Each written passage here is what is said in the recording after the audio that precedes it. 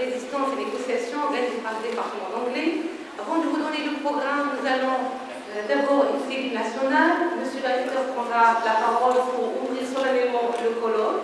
Puis notre bailleur de fonds et Madame Hayab, représentante de l'UNIFEM, Madame Hawa Cynthia, bien voulu nous honorer par sa présence, et qui est chef de cabinet du ministère de la famille et de la commission féminine. Et nous avons aussi l'honneur de recevoir notre invitée d'honneur, Madame Wassila d'exercer les recherches académiques en sciences sociales et de stimuler l'intérêt des chercheurs, toutes disciplines confondues, au point d'être interrogé dans sa définition, sa visée, sa fonctionnalité.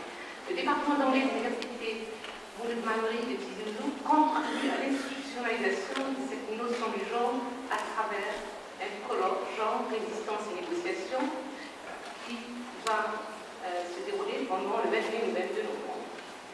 Pendant ces 2 journées, le rapport homme-femme sera au cœur du débat scientifique initié par des chercheurs venant des universités algériennes, mais aussi des universités européennes et africaines. Ces chercheurs s'accordent sur le fait que c'est la société qui attribue aux 2 sexes des rôles précis dans les univers publics privés. Ils s'attellent à montrer que ces différences sociales et culturelles n'ont en effet aucun fondement naturel, inné, avéré, mais qu'elles sont le fruit d'une construction arbitraire prouvée par l'histoire même de la notion du genre. Sur ce sujet, le 2e sexe 1941 de Simone de Beauvoir est une grande critique de la mythologie du féminin naturel. L'enjeu est donc de montrer que l'infériorité générale dans laquelle sont tenues les femmes n'a aucun caractère naturel et inévitable. Il est le produit des cultures, lesquelles cultures peuvent et doivent être transformées.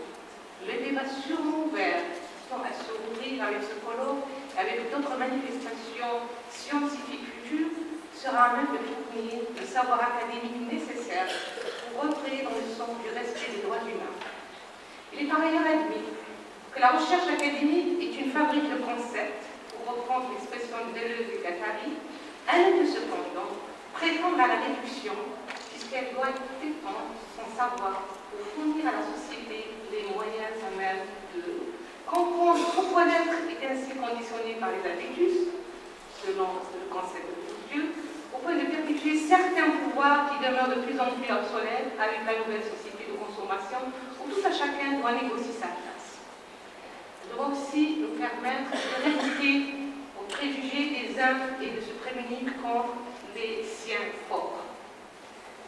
Aussi, avec l'apparition d'une nouvelle cartographie spatiale anglophone et francophone, la donne traditionnelle relative à l'altérité est invitée à être revalorisée à la lumière des disciplines dans celles retenues entre autres dans la dynamique du colloque, la sociolinguistique, la littérature et la sociologie.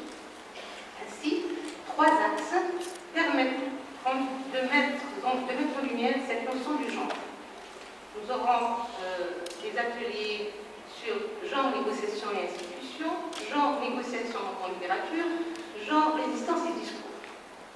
En analyse du discours, la sociolinguistique met en exergue les rapports langue et pensée, langue et interaction, langue et attitude, langue et identité. Ces différentes perspectives mettent l'accent sur le fait que la parole est un pouvoir qui s'appuie dans l'interaction verbale. Toutefois, les états sociaux qui sont positionnés sur un axe vertical symbolique se trouvent soit dans la place haute, soit dans la place basse. C'est cette position haute-basse qui libère la parole ou impose la césure du discours. Aussi, les forces dominantes ont créé des institutions et des normes qui régulent le discours des hommes et des femmes selon la catégorisation haute-basse, respectivement par rapport au dit et au non-dit. À cet effet, il est utile de souligner que depuis des siècles, la parole féminine a été exclue au nom de la honte, de l'honneur et de la peur, générant ce que nous appelons l'insécurité linguistique. Les stigmates d'exclusion de la femme ont des effets multiples, pour ne citer que ceux sur le développement de la pensée et de l'identité. Il est par conséquent évident que que la femme a un retard individu dans la construction de l'esprit critique et innovateur. Le visage de la femme autorise à prendre en compte la thèse de Descartes qui relie l'esprit à l'existence. Je pense donc j'existe. Or, la femme qui ne parle pas, ne pense pas, donc n'existe pas. Par le déni que l'homme lui signifiait, n'avait ni le droit d'exister, ni celui de revendiquer les droits élémentaires de la vie.